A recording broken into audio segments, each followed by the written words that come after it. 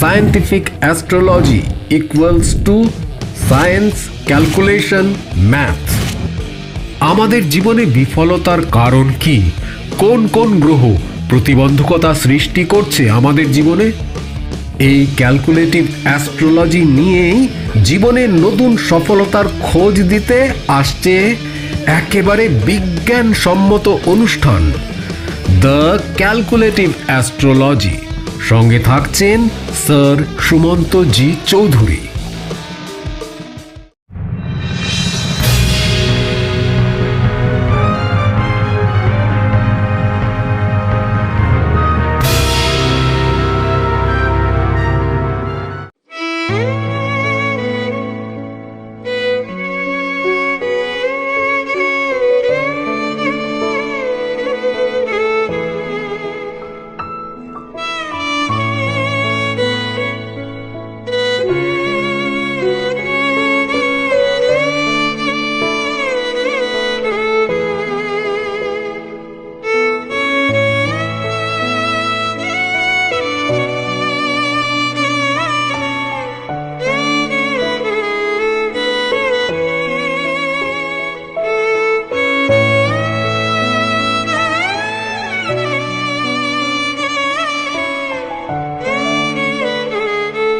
নমস্কার, the power of astrology Sumanta ji Chowdhury আমার এই ইউটিউব চ্যানেলে আপনাদের সবাইকে স্বাগত।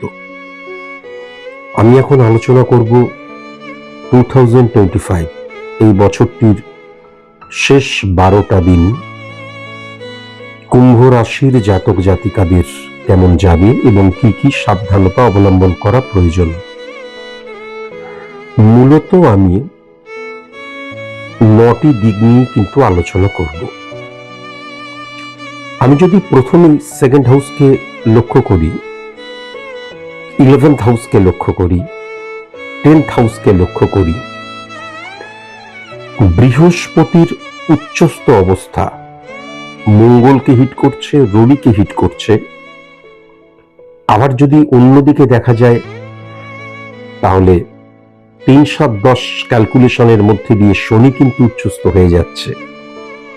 শনি সবচেয়ে উচ্চস্থ বা পাওয়ারফুল করে দিচ্ছে কিন্তু বুধকে।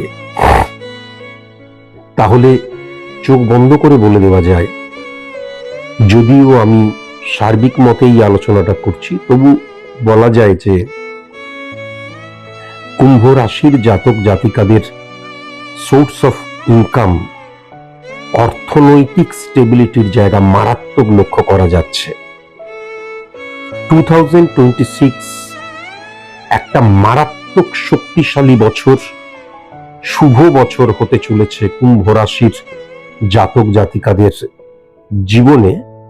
তারই একটা জাস্ট পূর্বাভাস শেষ 12টা দিনেও কিন্তু বোঝা যাবে।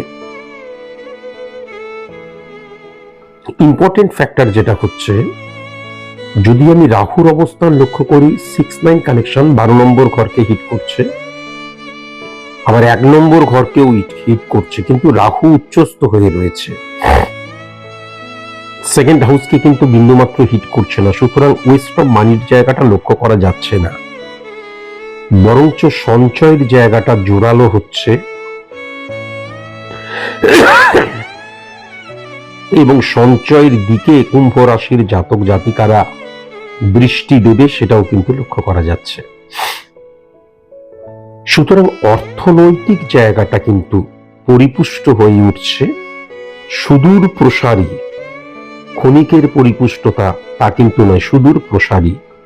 অন্তত এন্ড অফ জুলাই 2026 পর্যন্ত আমি কুম্ভ রাশির জাতক জাতিকাদের সোর্স অফ ইনকাম বা অর্থনৈতিক জায়গাটা, ফিনান্সিয়াল জায়গাটা অত্যন্ত স্ট্রং লক্ষ্য করতে পারছি।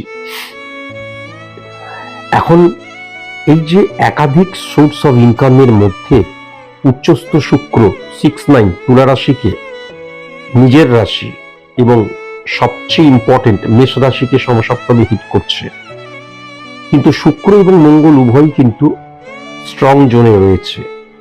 যদি শুক্র এবং মঙ্গলের দেখা যাচ্ছে দুজনেই পাওয়ারলেস, তাহলে কি হয়, শুক্র এবং মঙ্গলের একত্রীকরণ চলতে চলতে হঠাৎ করে প্রবল বাধার সম্মুখীন হতে হয়, সেটা কিন্তু লক্ষ্য করা যাচ্ছে না। সুতরাং ফাটকার জায়গাটাও কিন্তু টেরিফিক লক্ষ্য করা যাচ্ছে। ফাটকা থেকেও সফলতার জায়গা টেরিফিক লক্ষ্য করা যাচ্ছে, কেবলমাত্র ফিনান্সিয়াল দিক দিয়ে নয়। আমি যদি সার্বিক দিক দিয়েও দেখি, মানসিকতা, মনোভাব, যে কোনো ক্ষেত্রে ফাটকার জায়গাটা মারাত্মক স্ট্রং হয়ে যাচ্ছে। 6935 কানেকশন। এখন ইম্পর্টেন্ট ফ্যাক্টর যেটা হচ্ছে, ফাটকার জায়গাটা যখন আমার মানসিকতা, মনোভাবের জায়গাটাতেও স্ট্রং হয়ে যায়, তখন আমার যে ব্যক্তিগত সম্পর্ক সেটা হঠাৎ করে কিন্তু ডিটোরিয়েট করে যায়। তার কারণ, যদি আমার মধ্যে 39 কানেকশন, রাহু কিন্তু ইলিউশন, আবেগ, ইমোশন দ্বারা তাড়িত, প্রভাবিত করে, তাহলে দেখা গেল আমি বিবাহিত, স্বামী অথবা স্ত্রী যে কেউ হতে পারে, কিন্তু কারোর প্রতি আমার আসক্তি রয়েছে। হঠাৎ করে দেখা যায় এই যে আসক্তি, আমরা সাধারণত কি হয়, সেটাকে প্রকাশ করতে পারি না, বা সেই জায়গায় আমরা নিজেদের মধ্যে কন্ট্রোলিং পাওয়ারে নিয়ে চলে আসি। আমরা বুঝতে পারি ইললিগেল অ্যাক্টিভিটিস আমি জড়িয়ে পড়ব, বা আমার চিন্তাধারাটা ইললিগেল বা অবৈধ মানে চিন্তাধারা হচ্ছে। কিন্তু ফাটকার জায়গাটা যখন প্রবল শক্তিশালী হয়ে যায়, তখন অকস্মাৎ যেটা ইললিগেল, অনৈতিক বা অবৈধ, সেই সম্পর্কতেও কিন্তু আমি যুক্ত হয়ে যাই। এমন সিচুয়েশন ক্রিয়েট হয়ে যায়, ইজিয়েস্ট ভাবে কিন্তু যাকে নিয়ে আমি অনৈতিক বা অবৈধ সম্পর্কের স্বপ্ন দেখছি, সেই সম্পর্কটা কিন্তু গ্রোন আপ করতে শুরু করে দেয়। তাই জন্য ব্যক্তিগত জীবনে কিন্তু ভেরি ভেরি কসাস এবং কনসাস অবশ্যই হওয়া প্রয়োজন।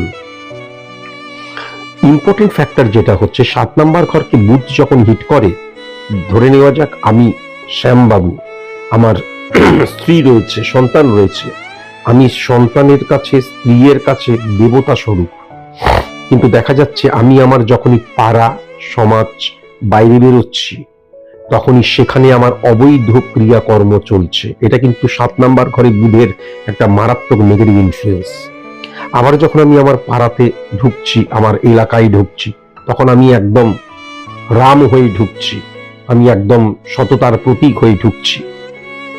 চুরিবিদ্যা, মহাবিদ্যা যদিনে পর ধরা, এইটা কিন্তু বিবাহিত জীবনে বা অবৈধ সম্পর্কের ক্ষেত্রে বা ইললিগেল অ্যাক্টিভিটিস এর ক্ষেত্রে, বিবাহিত জীবনে বিশেষ করে 7 নাম্বার ঘরে বুধ যদি থাকে, নির্দেশ করে। তবে এটা অবশ্যই মাথায় রাখার প্রয়োজন আছে। এরকম অনেক স্টুডেন্ট আমার ছিল যারা এরকম করছিল, পরবর্তীকালে কিন্তু ধরা পড়ে গেছে। তার কারণ, ক্রাইম ডাজ নট পে। তুমি কতদিন চেপে রাখবে? তাহলে এখান থেকেও কিন্তু ভেরি ভেরি কনসাস এবং কনসাস অবশ্যই হওয়া প্রয়োজন।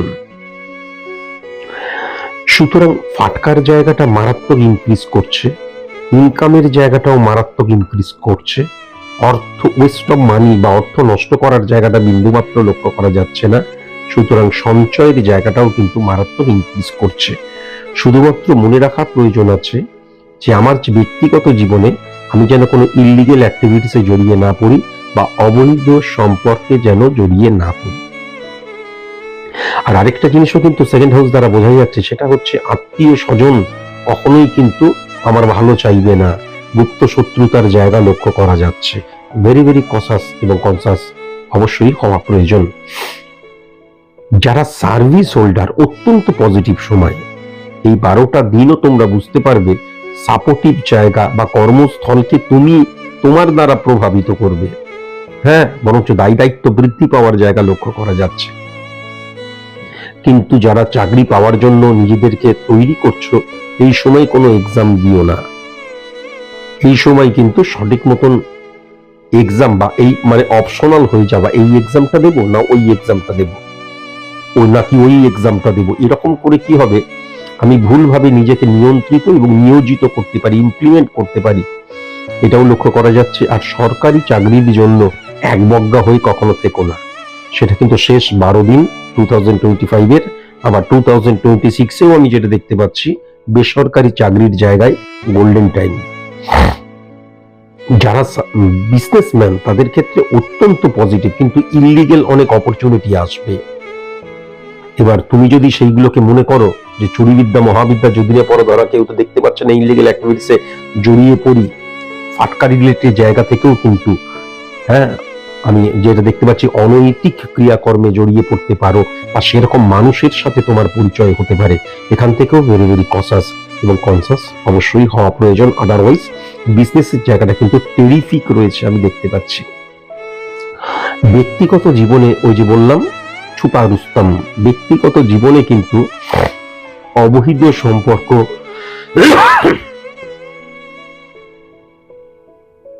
বা ইলিগেল অ্যাক্টিভিটিসে জড়িয়ে পড়ার জায়গাটা মারাত্মকভাবে লক্ষ্য করা যাচ্ছে।